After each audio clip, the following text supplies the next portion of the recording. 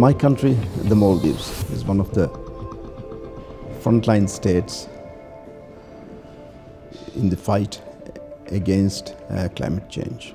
The sea level rise that is predicted is going to affect us in an existential manner. The entire life of our nation is dependent on the elements of nature. And we as a people have been raising this issue at the United Nations, at the international fora since 1989. As a small island state, we were the first to bring this issue when it was not fashionable to talk about environment or climate change. In 1989, we had high tidal waves hit our shores, inundating many of the islands. And the government invited a number of small island states to come to the Maldives.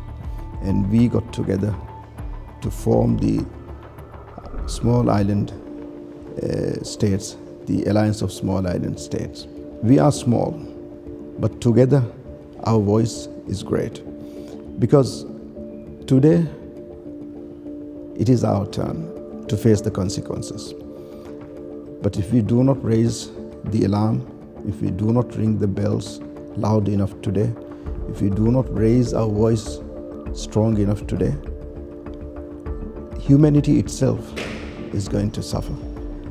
Today it is the turn of small island states, but tomorrow it will be the larger states that will face the consequence.